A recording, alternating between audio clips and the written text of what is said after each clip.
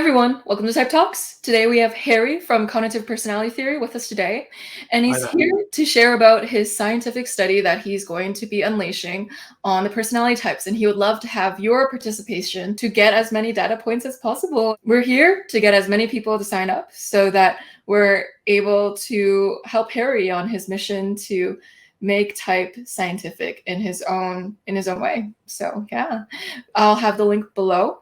And so Harry, would you like to share a little bit about what it is? Absolutely. So for the past 9 months or so, I've been involved in a master's program in Edinburgh University in the psychology of individual differences. So as you might imagine, there's a lot of personality psychology stuff within there. And for my dissertation, which is going to be my first ever psychology research paper, which is exciting, I'm focusing upon what you can coin intra-individual variation within personality. So the study that I'm going to be conducting is going to be looking at personality change and stability within the individuals. So essentially, every participant in the study is going to be kind of ideographically pinpointed with their own specific kind of profile of change and stability in respect to certain things. So the study isn't necessarily about saying some people are more fluid than other people. It's more saying people differ in the way that they're fluid in response to different situations, for example, or people differ in the way they're stable in certain situations more than other ones. So it's important that I don't say too much about the study for the sake of ensuring people don't inadvertently become primed, for example, to start reporting in a certain way. I don't want to bias the audience in any way, shape, or form. But I can safely say the study is looking at the kind of profiles of change. So that means anyone participating in the study can just answer naturally, organically, any kind of questionnaires that come up throughout the day in the kind of experience sampling methodology, which I can get more into later if you want. And then we can kind of start conducting research together. And it's going to be exciting to have YouTuber and YouTube audience participating in a psychological study. I think this might be a first. This is going to be really interesting because you've already racked up 200 people participating. And so, yeah, this is going to be a way for Harry to analyze the data and to put themes and patterns to it that he can share with his audience and with the whole typology sphere in a large. So, yeah, the more people participate, the more fun, So, yes. So if you want in on the fun and in on the psychology, you can help Harry on his mission. All right. And so I'm curious, Harry, you mentioned a little bit about your methodology. And so I was wondering if you go into that. Sure. So I'm using a methodology called experience sampling, which is essentially a longitudinal form of what's called ambulatory assessment methods, which is actually much simpler than it sounds. It's essentially a way to kind of capture people within their day. A lot of what certain psychological studies have suffered from, especially historically, is taking people out of their ordinary context and then measuring them and then saying, okay, we've proved this. And it's well, you haven't proved this necessarily because the external validity has essentially went down by taking people out of their normal habitat. So experience sampling is essentially a way of kind of monitoring everyone who's participating in a study just by essentially giving them an app to download, a secure app called SEMA3 in this instance. And then they can kind of report on their, the certain characteristics that I'll be measuring throughout the study about twice a day, essentially, over the course of 4 weeks. So it's a lot of data points within data points, essentially, lots of observations. And the methods of analyses you do in order to actually measure all those changes over time is actually pretty cool as well. So I'm excited to be conducting it. Yeah, sounds really great. So huzzah, I'm also going to register too and to get everyone to try it out too. Yeah, so with that being said, today I'm here with Harry to talk about his concept of networks, which he's only talked about on his Patreon as of today. And so I'm curious, let's launch a little bit into that. So could you tell me a bit about that? Okay, so this is some theoretically heavy stuff. So I might try and keep it high level and we can get into the nitty gritty if we want to. But the premise of the actual idea is essentially seeking to explain the extent to which people can change their cognitive gateways. So this is a CPT specific term, so I need to kind of build that up a little bit first. If you look at, let's say you're an extroverted intuitive dominant. So, you have extroverted intuition in that position. Well, it can serve within CPT as a gateway to another function. And that's like a dip. So if you dip from extroverted intuition into introverted intuition, or you dip from extroverted intuition to extroverted sensing. So these kind of planes, these continuums of movement, essentially. So it's a gateway into a pathway. So a network is an extension of this idea, because while CPT has so far managed to explain how people can vary within the type across certain channels, if that makes sense, across certain pathways from one gateway into another gateway, for example, it hasn't actually yet explained how people can change their actual gateways, if that makes sense. So as an INFJ, for example, you could say, how would Harry become, an extroverted thinking gateway, for example? Yeah, okay, he's dipping from introverted thinking to extroverted thinking, but what happens if he dips from extroverted thinking into introverted thinking? So a network is essentially a representation of us switching our cognitive functions around to some extent. And the fact is, type is not this static kind of thing that we stay in throughout the day and that we're kind of subordinate to. There's a lot of fluidity going on. A type itself is just a kind of generalistic property of stability over time, but within the day, we can have fluctuations. So Joyce, I can get more into like the specifics of it if you want, but that's like a high level understanding of like how you can see a cognitive type. And then you can say like, okay, ISTP, what about ESTJ, for example? What happens if they go into that type? Because it's nearby. So it's about like types that are more local to other types, and the idea of like us being able to hop along into types which are more local to us in the sense that they don't have as much cognitive resistance to go into as maybe ISTP into something like ISFP. You can jump to your neighboring type, just like a path of least resistance. If there are similarities between you two, you can access that state for a momentary time throughout your day-to-day, because throughout your day-to-day, you're not static, and so you can access different selves or different behaviors that resemble different types. There is a level of malleability within human beings, and so with type, because we are malleable and because there is neuroplasticity, and then there is something called epigenetics too, which is how you can repress or express certain parts of your DNA depending on your environment. So you might have that core base of that type, but what traits get expressed or repressed depend on your environment. And you can even develop things that are out of preference, just like how people whose dominant hand is the right hand, it's not like they can't write with their left hand anyways, especially people who slide more on the ambidextrous scale. So there's a level of fluidity even with other preferences, such as hand preference. And so it would naturally translate that with personality type. You also have a level of fluidity, even with things that you don't prefer as much. You can still be competent or skilled at it. I think that's a really cool concept, Harry. And because we're talking about science today, there's something that neuroscientists call salience networks. So you might have a network in your brain that you use the most often. You might call this your primary cognitive type, but you can also extend beyond that. Typically, your salience network will be within the same general realm, even if it'll change over time and be fluid over time.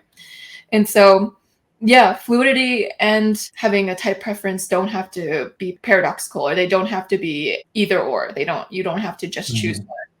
They both can be true in different ways. As you were saying, Harry, you mentioned how any dominant can access their NI. And so there are a lot of NTPs who feel like they use NI, or NFPs who feel like they use NI at certain times. And it's like, oh, it'll actually give them a way to put it. So they might actually be truly reaching into NI for that certain period of state. They're dipping into it, as you talked about. So, which can make figuring out their type confusing, I could see, because they might be identifying more with their day-to-day behaviors of accessing the INFJ mode from time to time, rather than being a primary INFJ network. So Totally. Exactly, because sometimes we might notice more what's intentional rather than natural, if you know what I mean. Like in the times when we remember things more as well might be times of stress, and when we're going into a more resistant network, that might be stressful for us, and we might remember us doing that more. Or we might be kind of like going through a self-image metamorphosis where we're trying to like focus upon what we can be rather than what we are, if that makes sense. And we can confuse self-concept with our current behavioral output as well. So yeah, all kinds of things. Yeah, and it causes people to be confused about their type all the time. And Mm. so here's a tangible example to put it down in the sensory for people who would like that. So the word planning, a lot of people can see themselves planning in different contexts. Like, let's say a lot of types can think they're an INTJ because they plan and they're like, I can relate to that. And people describe INTJs as planners. So I must be an INTJ. Whereas it really depends on how you go about and your approach to planning.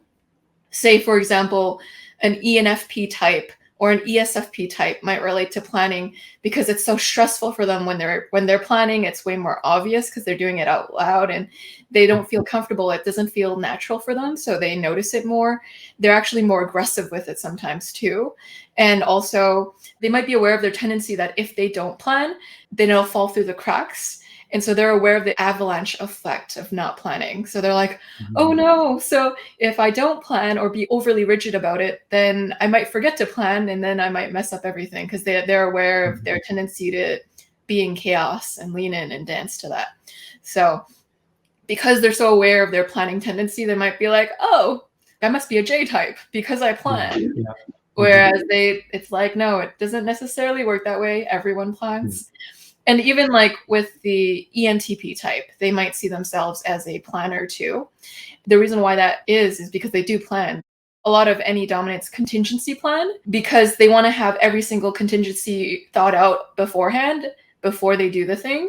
And so, in a sense, it's a different kind of planning than how an INTJ would plan because the ENTP is thinking about all the possibilities and planning for all the possibilities, which is an NE form of planning. And Mhm. so, planning does not necessarily equal INTJ. So that's I another think that's form of people accessing their INTJ network for a moment in time, or something that looks like an INTJ network Mhm. when it isn't Mhm. actually their primary mode the whole time. Exactly. And I think you bring up a really, really good point there, Joyce, as well, in regards to, the concept of planning. Sometimes people can confuse certain cognitive functions, for example, with a ubiquitous human behavior, or say that like a cognitive function in a certain position might do this ubiquitous human behavior more. It's really important to note, like when we're talking about cognitive functions and stuff, we're talking about very narrow nuances of human individual variation. We're not talking about high level stuff like openness on a big five and stuff. We're talking about really narrow and subtle things. That means it wouldn't make so much sense for the behaviors we attribute to these narrow and subtle things to be very broad and ubiquitous, like something like planning. As Joyce mentions, planning can mean a very different thing depending upon the cognitive network you're inhabiting. Actually, planning has a different definition for every single cognitive network, which is every single cognitive type, for example. So it's just important to bear in mind that the narrower we're getting into this ideographic realm of individual differences, the more specific and refined we have to be with our terminology and what we mean by what we say. Yeah, so it's all about looking at the why people do things rather than just the behavior itself. For sure. And so another way to put this too is with the word routines. And so routines is heavily associated with the SJ types, or specifically the SI dominant types. So the ISTJ and the ISFJ are the most put into the word routine, because especially ISTJ though, because they have SITE. So they're both very structured functions. The SI is wanting consistency of the sensory, and then the TE is wanting logical order and structure in the world. So ISTJs have the biggest stereotype for routines out of all Yeah. types. Now, a lot of people can relate to the word routine because people have routines. Maybe an EP type may be totally opposed to that, like an ESTP or an ENFP who doesn't like routines. Maybe, oh, maybe not me. But a lot of people eventually want to set routines. We're in a culture where we exonerate routines because it helps with efficiency, and we're in a very TE culture, so everyone wants routines to survive and not die in the world. Then how do you separate it from the ISTJ's desire for a routine versus the other types that have routines but aren't ISTJs?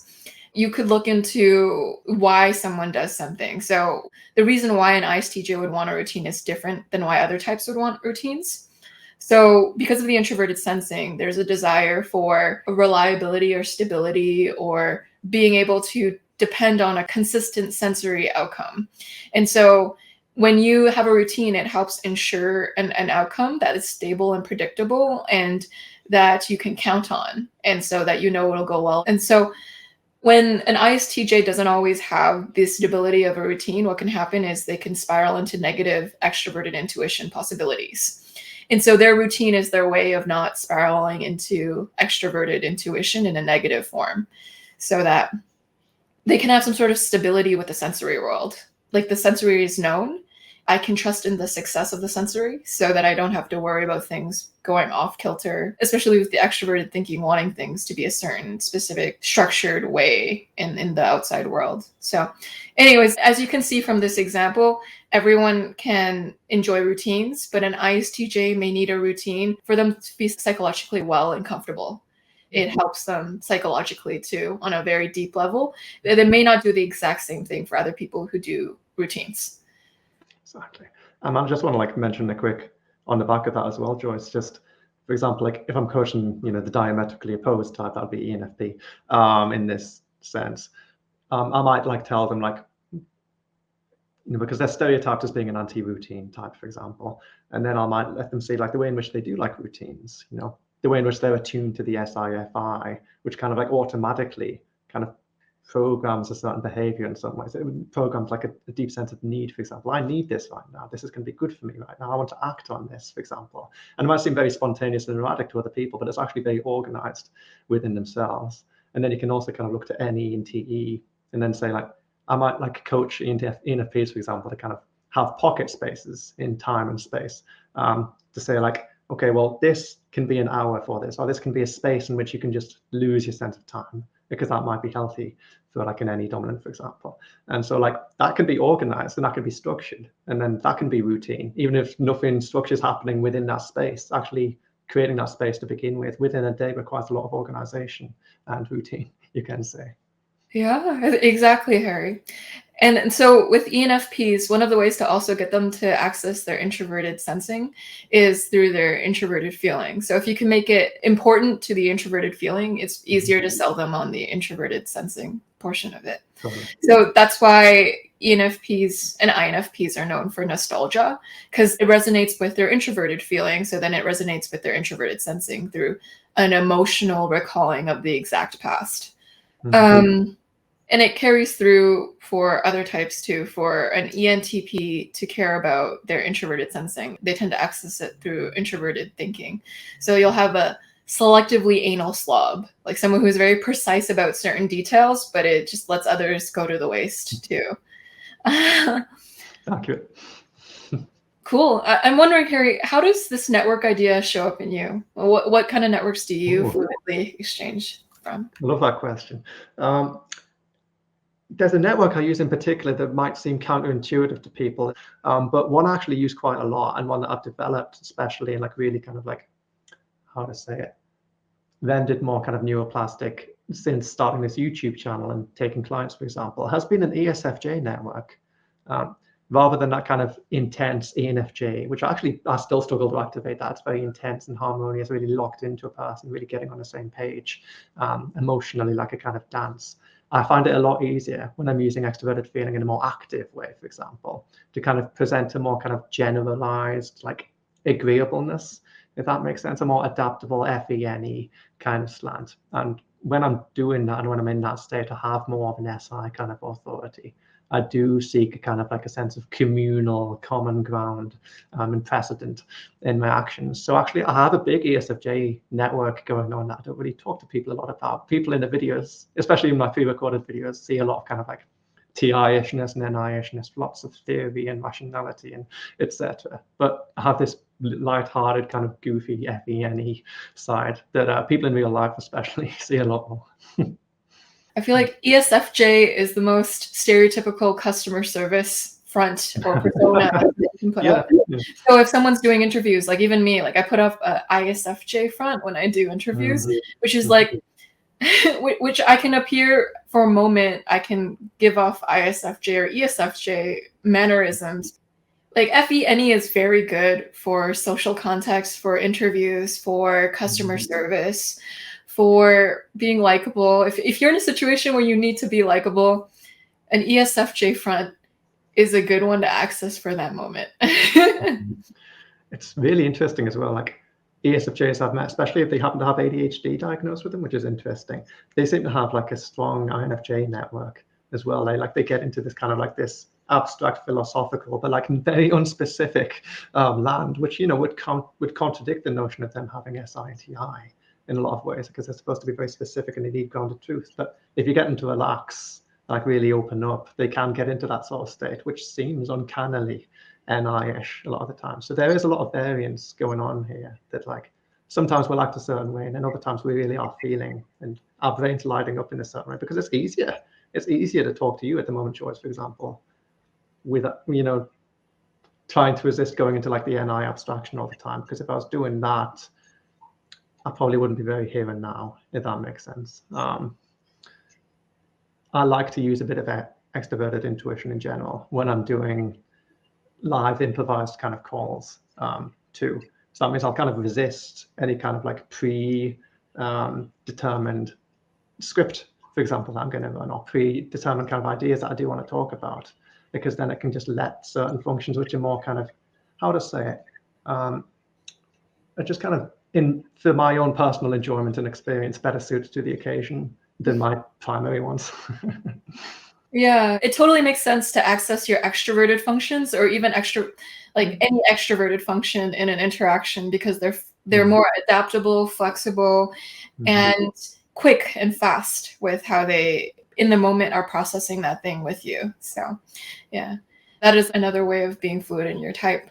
But yeah, there are ESFJs who are actually very heavily in tune with their extroverted intuition, that like an FE NE loop can look like an NI thing, because it eventually, when you throw in enough NE ideas, you get to a deep NI insight. Like NE users oftentimes describe their ideas like fishes laying eggs, and if you lay thousands of eggs, there's bound to be a few that are very meaningful. And especially the ESFJ with their SI or FE might emotionally, limbically concretize an NE idea to make it look like an NI idea too. So it could be them fluidly going to INFJ mode, or their SI is concretizing an NI idea into their precedence structure. So I think the good thing about this stuff is it has multiple different ways of explaining the same phenomena.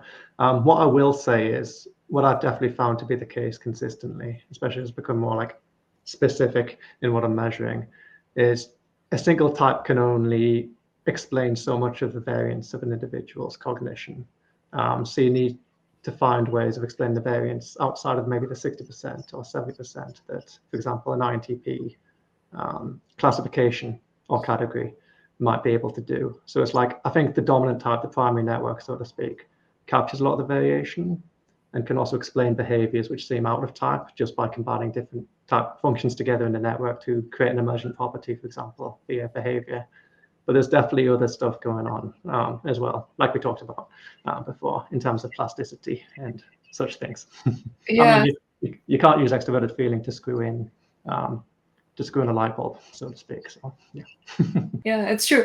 And a lot of things are outside of type too, like life experience, trauma, your birth order, your attachment style, and so.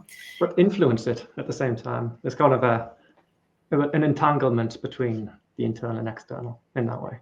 Everything connects to everything, and it influences everything. So yeah.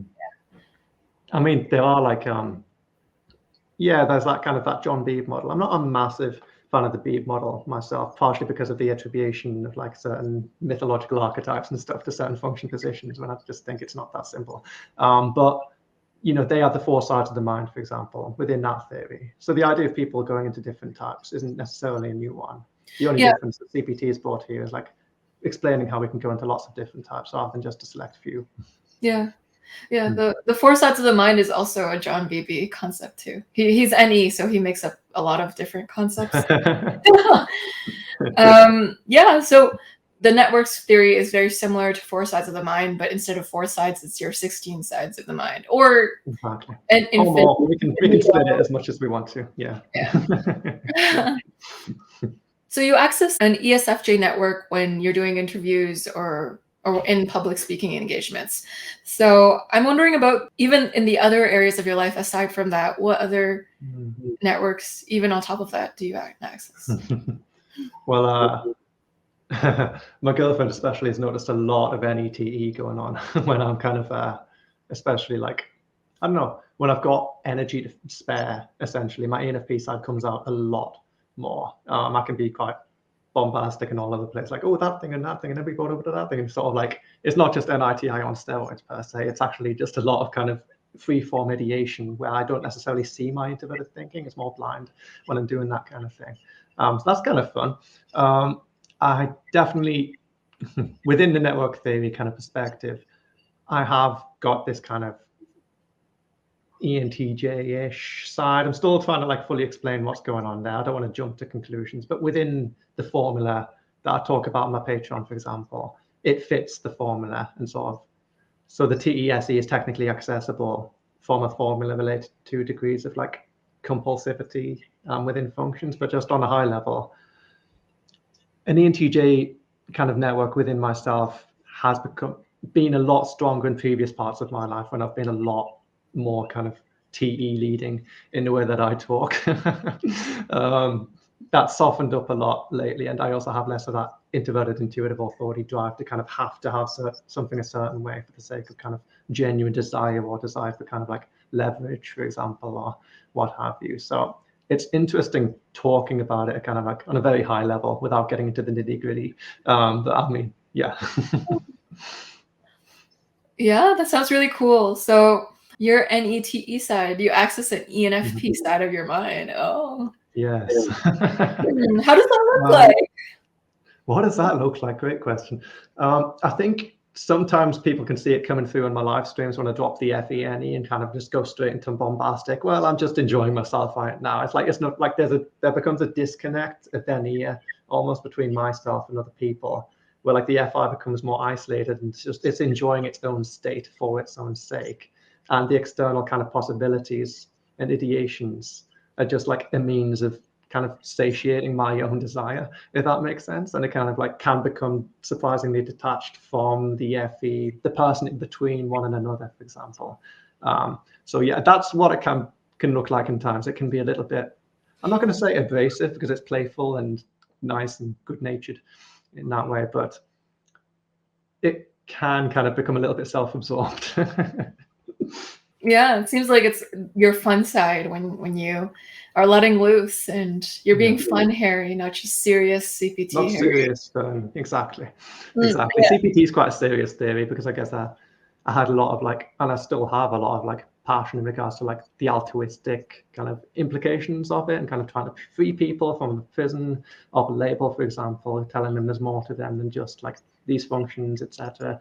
And also at the same time trying to get people to understand each other in a way that actually allows more nuance to be communicated, because when people kind of jump straight into typology, they can actually limit the amount of information they're getting from someone. Rather than truly knowing someone, they just say, oh, you're an ENFJ. Now I've got all the information I need in my CPT framework. And that means I'm going to stop asking you questions about yourself, for example. So it's like there's a lot of altruistic reasons behind CPT and my own particular approach and my own reason collaborating in this community. And I think that's why it's very serious, and I am very serious when I'm talking about it in some ways. But outside of that, I can be surprisingly kind of just bubbly and I'm not going to say wild because I don't really have the extroverted energies to be a wild person, but I can be silly. Yeah, it's just in. Harry has a silly side. When the NITI feels like it's on a mission, because NI has a detachment towards the world sometimes, so it creates this like very holistic theory, and then there can create this purpose of this has real implications that it could really help people. So it can create a seriousness. But yeah, I guess sometimes staying in the seriousness too long, it gets stale. And so even there's incentive to go outside your network, because after a while of being too much of yourself, that there's a lot of new information. You don't have enough extroversion to get more external world feedback. So then now you want to be a little silly, because when you go too much one way, there's a part of you that wants to individuate and go the other way. And so you'll have a strong pull towards accessing more extroverted versions of yourself after too much serious introverted time. So yeah, because if you're locking in just a single network, you're building tension in the brain over time. You're in this weird kind of state of like, how would I say, like discipline almost. Like even if it's kind of addictive to stay in your type, it does take a certain level of kind of like intentional Like, it just takes a lot of willpower to stay in one network for a prolonged amount of time, because you're automatically telling your brain, no, you can't go there. No, you can't go there. That's bad. That's bad. You have to stay over here because we have work to do, etc. So yeah, as Joyce said, like staying in NITI for too long can just really just build a lot of anxiety, if I'm being honest. And you just need to like remember, okay, the weight of the world is not on my shoulders. I'm sharing it with other people too. It's true, yeah. Well, that's good, because you do have people who want to shoulder that weight with you as well. So then I'm curious, and I want to try to understand something. While you're in ESFJ mode, I wonder if there's still a part of you that's always still in your INFJ network, even if you're also in your ESFJ network. So for instance, like you might be put on this socially sweet exterior and adapting to the patterns of the outside world, but there's still, with INFJs, I know there's a level of detachment to them. So there's still like introverted intuition on its own as a dominant function creates an immense amount of detachment because you feel like you're an observer of the world. If you zoom in too much, everything is a data point or a detail, and that's not interesting to the NI dominant. So NI dominants live in a zoomed out state. Like even if they're not aware that they are, there's this feeling of a detachment, even if it's just internally experienced, it's still there. So that like the INFJ core of feeling like an analytical or detached person looking at the patterns of the world is still there, even if it's ESFJ mode on the outside, or even you're experiencing the joy of the ESFJ mode. I think that's a really beautiful question. I think there's multiple different angles we can take it from. I'll start with this one. We can go back to what we were talking about with regards to memory before as well. Like when we're talking about memory, like that informs our self-concept, and that informs what we think we're doing a lot of the time. We'll tend to like remember maybe what is consonant with our own kind of perception of ourselves. I am used to looking at life through kind of like a looking glass, so to speak. I'm used to that feeling. As I've become more mindful of my cognition over time and just genuinely more curious about my state throughout the entire day, rather than just the types of the day when it's convenient to my own particular ego agenda, I do notice, oh yeah, this isn't through a looking glass right now. This is a genuine connection.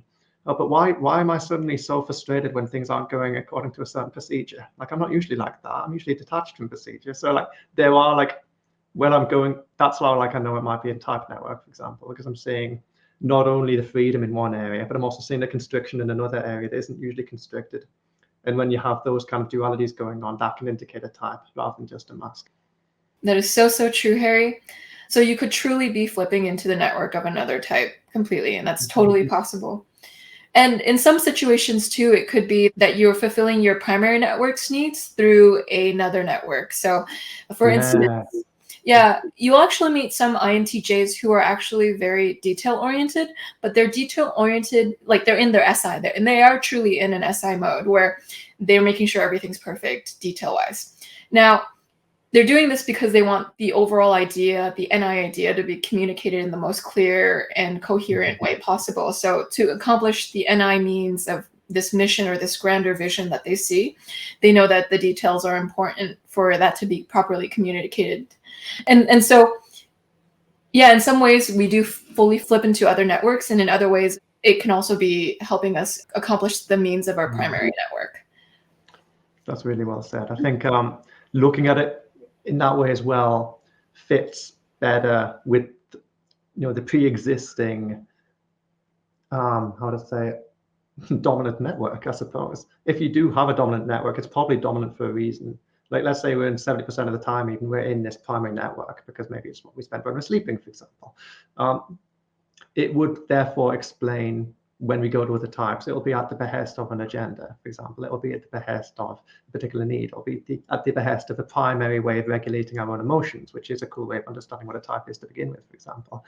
So if you look at it in that way, then it becomes more consonant for a person to kind of perceive the possibility of them going outside the network, because it allows them to be their primary network better. Exactly. Perfectly said, Harry. And so how does the ENTJ mode, Harry, look like? When I was 16, I may have jokingly said you wouldn't want to meet him, but honestly, it can be quite, I guess it's the benevolent, take charge, slightly impatient side of my psyche. When an outcome has been internally mapped thoroughly aligned with FI, in a sense of kind of lively anticipation of it, to the extent that if it doesn't go an exact way, it can be very disappointing and maybe even result in a level of kind of anger, although because of the dominant network, that anger would probably be internalized rather than externalized. And it can also result in a lot of tunnel vision and a focus at will capacity, for example. So again, you're seeing those two sides of the brain. You have that FI and I interaction, that ignition switch of like, this has to happen in this exact way, for example, and then a TESE execution, going into an intense portion of the external world and saying, this is going to happen, let's take ownership of it, but also dismiss a lot of things which aren't relevant at the same time. So it also has a dismissive quality. So I guess in terms of my own behavior, I can become a lot edgier, I suppose, a lot more impatient, bit of a shorter fuse, but also just a bit of a get out of his way. Not in the sense of I'm going to hurt people, of course, but just in the sense of it's just better to leave him to do his own thing because he's obviously set on a very specific outcome. I guess people access a seemingly ENTJ or ESTJ mode when they have an outcome they want in their mind, a to-do list item that they really want done, and then they're willing to cut throats, take names for it. Exactly.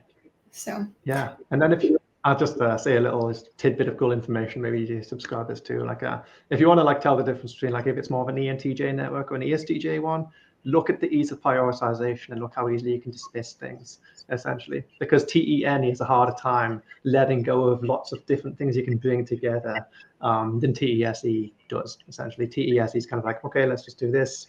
Then you punch through, and then you kind of maybe just ignore a lot of irrelevant details. Irrelevant additional bonuses you could have got, for example. There's more opportunism within TENE. It's like, oh, but that could also be good. Why don't we bring this in? Oh, I could ask this person to collaborate as well. Then we could all be this big ecosystem, etc. That's just a cool little way of noticing, just ease of prioritization. Yeah.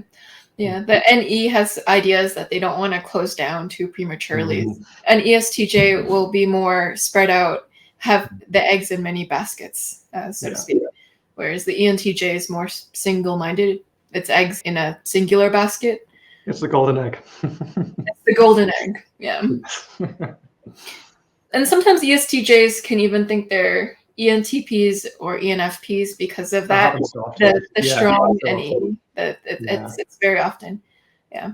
So many ESTJ, like I get quite a few. I'm not going to say a lot, but quite a few ESTJs have come in as clients as mine, like thinking they were ENTP. And my dominant client base is ENTP, so it's not like I'm trying to like gateway the type. I type lots of people as ENTPs, but I type so many people as ENTPs probably that it's especially noticeable when it's like and it's an ESTJ instead. It's just like that FI, you can't really conceal it, Yeah, it's so true. A lot of the ESTJs in my life think they're ENTP because they resonate very strongly with their thinking function. So they realize that at least, but then they go the ENTP direction because they can resonate a lot with their extroverted intuition. So they can see themselves as an ENTP, or like they can even fancy ENFP for 2 seconds and then they'll realize so. But it is a serious epidemic. Like it's such a common mistype. It happens so often. It's ridiculous. Yes. Yeah, it is. It really is. It's just kind of interesting how good ESTJs can be in arguments. I think that's maybe a good part of it too. Like the whole stereotype of ENTPs are master debaters, etc. ESTJs can definitely, lots of other type can give that stereotype a run for its money, but ESTJs tend to be underrated conversationalists in general. It's true, yeah. ESTJs are really good at talking. Extroverted intuition is a very verbally expressive function. So in general, they're going to be good at verbally expressing themselves. Because it's like they're connecting ideas in real time. So it's this ease of just talking. Yeah, you need the external medium. It's a drawing board, a canvas, so to speak. Yeah. Another way you can tell apart ESTJ and ENTJ is their authority function, as you see in Harry's system. So the ESTJ, you're going to see more introverted sensing, at least as an authority. So more adherence to rules, or when they do innovate things, it's more of a tweak of the existing SI template. And so you'll just see more SI precedence based in the ESTJ. Whereas in the ENTJ, there's not as much introverted sensing holding them back. So with the ENTJ, they have the NI authority, so they trust their sense of knowing way more. A good way of like looking at SI authority versus NI authority as well is like SI authority is kind of like, well, what do we want? Okay, like what can we already use? What's already here? If you know what I mean. It's like Lego building in some ways. It's like, okay, this is here, this is here, this is here. Let's put it together. So it can be very innovative. Like a lot of inventors and stuff have been SI authorities, etc. But like NI authority is more like, well, don't really know what's here right now, but let's just manifest it through sheer force of will or vitality and charisma. You often get a lot more of that kind of attitude there. Yeah. With SI, there's way more SI cataloging what has been done in the past. So it's like, yeah, they take things before that have been done and then work with that and play with that. Whereas NI innovation tends to be more of a systemic root innovation because they're not necessarily looking at the individual parts as the individual parts. It's more like looking at the whole of the thing. Yeah. Sure. All right. And so, Harry, are there any other networks in you? I'm sure there's all of the networks in me. I think if anything, as I'm growing as an individual, I want to be more aware of more transient jumps, because it's like, again, like it's difficult to really take notice because you have to be very used to a network in order to really say when you're not using it, if you know what I mean. So you really need to get used to it and familiarize, like, what does this feel like? Not just somatically, not just in terms of what does it look like, but like, what is it like, in terms of my neural network, what does it feel like in some levels? Like, what areas of my brain are currently lighting up? You wouldn't necessarily feel that sensorily, but you would kind of feel that in your thoughts. And you say like, okay, this seems to be happening. And then maybe you'll say like a change of environment, and then you'll just want to be curious without trying to like detach in order to retreat to your own kind of like familiar territory. You might say, okay, now I've been perturbed as a system. What's that causing my brain to do? Am I just using the previous thoughts kind of style that I did before, or am I doing a different style of thought, for example? And like, am I reacting the same way emotionally as I was before, or am I reacting a different way? Like, there's different things to take notice of, and like, you can say 16 types, you can say 32, you can say 64. I think 16 is already hard enough. If I'm only spending like 0.5% of the day in an ESFP state, for example, I'm going to have a difficult time. If that's spread out for about 24 hours, I'm not really going to notice that very often. But I think it is fun to notice these things. And I think those are the types I've mentioned so far that I can notice myself using without feeling like I'm guessing or just trying to like fit something that doesn't, without necessarily trying to like place a jigsaw piece into a puzzle that doesn't necessarily fit, but like trying to force it in. Without doing that kind of stuff, I'm sure there's a Latin term for that. I just don't know it off the top of my head. But it's just about being curious, I guess. Like, am I really in this NITI state right now? And then like, you have to get used to being metacognitive in a way that's outside of your type too. Because if my metacognition, my awareness of myself thinking is NITI all the time, then as soon as I'm aware of myself being ESFJ, I'm going to become an INFJ again. But that's not how metacognition has to work, because every type can have metacognition, if that makes sense. It's like, it's getting used to being conscious of yourself being another type without that consciousness, automatically reverting you to your primary one. Yeah, we have many survival strategies that we unconsciously use throughout the day that adapt different networks. And in a way, you can become fluent in that network too. The more you go to it, you can become really great at it as well too. So, yeah. And so I'm curious, how much time do you spend in your NITI network in comparison to the other networks? Great question, because I'm probably not going to be able to give you a number. But I'd say I spend like, it must be half the time, because if I'm in a different context, if I'm traveling, for example, or if it involves like interacting with a lot of people, maybe in group dynamics, for example, I know I'm not going to be in that state necessarily even half the day, but I still like, as like any good introvert does, feels a big pull towards kind of like a prolonged amount of solitary retreat, where I might like see a few people once a week, and I'll just be like, okay, the rest is just me time. If I'm in that state, like I have been this week, I just got back from the States, for example, I've spent like 80% of my time in NITI, which has been nice. Maybe a bit of SIFI as well, like the ISTJ kind of side to some extent. Those are kind of my retreats, my introverted retreats, I suppose. But like, if I've been traveling and stuff, I'm mainly in kind of like FENE kind of stuff, or maybe, I don't know, maybe some kind of directive TESE strategies too. But I'd say, yeah, so it's hard to say across the board because I think it depends upon my actual life context. Because I think sometimes I've got a more social context, I'm seeing lots of people and bouncing around, etc. Other times I'm like, okay, my brain's had enough, it needs some detox, let's go back to square one. And you can say like it's a yin and yang thing to some extent too. I'd say in my more introverted phase, I spend 80% of my time in my INFJ state, though. That's the best I can do for a specific answer to that question. Got it. And you mentioned you sometimes go to the ISTJ part. So I'm wondering, how does that look like? Cool. So like within CPT, there's a term dormant state, where kind of like you have your dominant functions, which are normally very active functions. But what if we're being an introvert and we don't want to actively be an introvert? What if we're not actively thinking, for example? What if we're not kind of churning these internal energies and reforming our internal landscape? What if we just want to rest?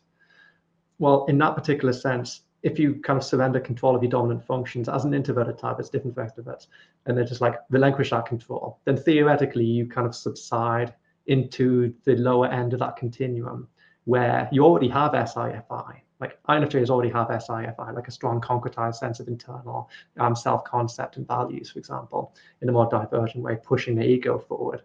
But if you just rest in it, then you can say, oh yeah, this is peaceful. Yeah, I am this thing. I'm not theorizing about it. I'm just existing in this particular kind of state of mindfulness, I suppose. And I think every type will have a different dormant state, for example. Like an ISFJs would be much more kind of like NIFI-ish, for example. Like they'll feel more ethereal a little bit. They wouldn't feel that warm kind of like center of FISI churning away. It's maybe nostalgic tendencies or something. But yeah, lots of interesting, I don't know, things I could talk about experientially in that kind of dormant state. But yeah, I definitely like to dip into that. I definitely have that FI-ish, SI-ish kind of zone where I'm just like, I'm not TIing anymore. I've had enough of TIing. I don't want to NI anymore either. I'll just have the alternative. Thank you. Yeah, very interesting, very interesting. So thank you, Harry, for coming out today and talking about the scientific study you plan on embarking on, the networks theory in CPT, and the different ways in which you relate to ENFP, ENTJ, ISTJ, and ESFJ. Yes. And so, yeah, it's very cool to see how type fluidity plays out in you and how you really want to be able to see type in a way where you are in your primary network, but there is also other networks that you go into due to your survival needs on a day-to-day basis don't always need NITIing. And so as human beings, like you said, you're not going to try to force a puzzle piece to fit where it doesn't fit. You're going to, an NITI isn't going to NITI in a non-ideal NITI place. And after a while, NITIing too much, that can be really exhausting too. So it's like, totally. Yeah, I'm sorry about that. Yeah, and I just want to kind of like end on, well, first of all, thanking you, Joyce, for having me over here. I really appreciate it. And also, I just want to mention just about like scientific discovery within a theoretical realm anyway. The best thing you can do is just kind of create a theory which allows information to be gathered.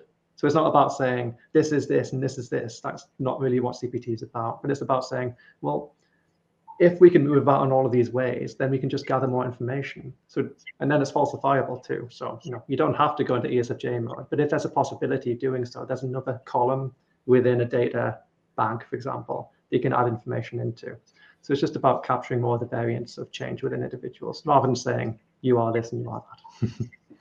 Yeah, it's what I try to do with my channel too. So I want to know the spectrum of INFJ. Like, what are the INFJs that access a more ENTJ mode? What are the INFJs that access more of their other sides of their mind? Or what does trauma or life experience do to a type?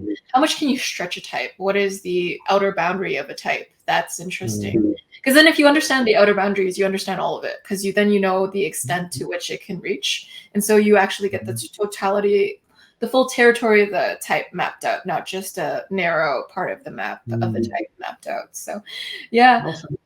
I'm really enjoying the work you're doing with the scientific discoveries that you're embarking on for that very reason. And yeah, thanks for this chat. It was great. talking to you and seeing a little bit of your ESFJ mode today in action. Yeah.